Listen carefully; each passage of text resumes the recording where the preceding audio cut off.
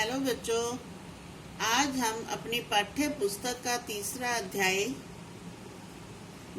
बरसती जल की रूप अनेक पढ़ेंगे, जिसकी लेखक हैं शिव शंकर जी। इस पाठ में लेखक ने आपको बरसती जल की अलग अलग रूपों के बारे में बताया है। जैसे आप देखते हो कि जब बरसात होती है तो ओले पड़ते हैं, सर्दी आती है तो आप मैदानों में सफेद खेतों में एक चादर सी देखते हैं जिसे पाला कहते हैं। और इसके अलावा आपको लेखक हिमपात के विषय में बताएंगे। तो चलिए अब हम इस लेसन को पढ़ते हैं। आकाश बादलों से ढका था, ठंडी ठंडी हवा चल रही थी। ऐसे सुहावने मौसम में राघव, परमीत, जफर और अमन मैदान में खेल रहे थे। अमन के दादाजी दूर से बच्चों को खेलते हुए देख रहे थे।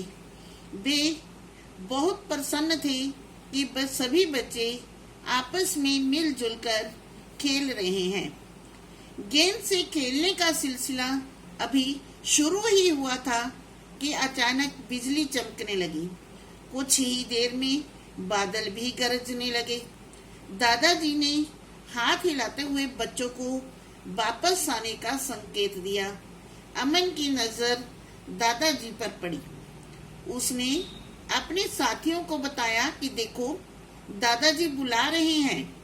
इतने में राघव के गाल पर कुछ टप से गिरा। अरे, यह गोली सा क्या है? बारिश शुरू हो गई थी। दादाजी जोर से बोले, बच्चों चलो, ओले पड़ रहे हैं। अमन, राघव, परमीत और जफर सिर पर हाथ रख के अमन के घर की ओर दौड़ पड़े। दादाजी ने चश्मा उतारा और वे बाहर बरामदे में ही अपनी आराम कुर्सी पर बैठ गए। दादाजी बोले, बच्चों आज बहुत दिन बाद ओले पड़े हैं। अच्छा हुआ तुम सब चले आए, नहीं तो सिर पर टपाटप होती। बच्चे दादाजी की बात सुनकर खिलखिलाकर हंस दिए। देखते ही देखते बरामदे के आगे का खुला स्थान ओलों से भर गया। राघव ने दादाजी से पूछा, दादाजी ये ओले क्या होते हैं? ओले। अब दादाजी ओलों के बारे में बता रहे हैं।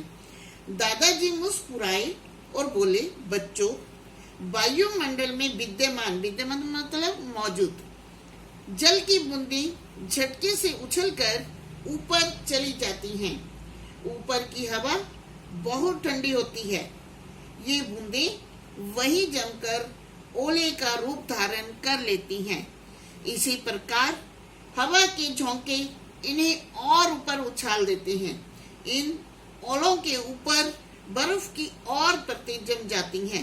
कुछ भारी होने पर ये ओले नीचे की ओर गिरने लगते हैं। वाह दादाजी, मुझे तो यह मालूम ही नहीं था। सभी बच्चे बहुत खुश हुए।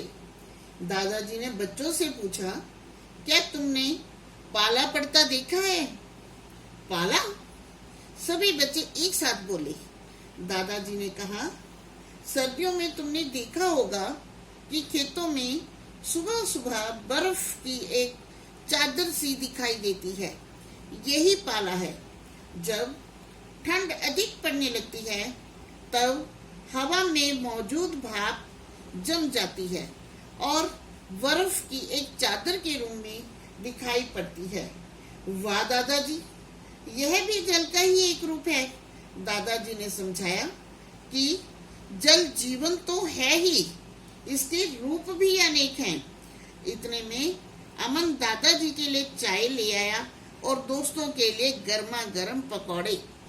चारों बच्चे खुश थे क्योंकि दादाजी के पास उनके बहुत से सवालों के जवाब थे। परमीत ने कहा, दादाजी पहाड़ों पर जो बर्फ गिरती है उसके बारे में भी कुछ बताइए। दादाजी यह सुनकर मुस्कुराए। दादाजी ने कहा, परमीत, पहाड़ ऊंचाई पर होते हैं ना, सो वहाँ ठंड भी अधिक पड़ती है। शीत ऋतु में और अधिक ठंड के कारण वहाँ के वायुमंडल में भाप बर्फ के रूप में बदल जाती है। यही बर्फ जब पहाड़ों पर बरसती है तो इसे हिमपात कहते हैं। अब ओले पड़ना बंद हो गया था, हल्की फुहारें सी पड़ रही थी। ऐसे सुहाने मौसम में बच्चे मजे से पकौड़े खा रहे थे और बूंदों की ताल के संग उनका मन मयूर नाच रहा था। तो बच्चों, आज हमने इस पाठ को पढ़ा। आपको क्वेश्चन आंसर और कुछ अभ्यास भेज रही हूँ, होमवर्क भेज रही हूँ, और साथ ही का असाइनमेंट है उसे भी आपने पूरा करना है। तो थैंक यू बच्चों।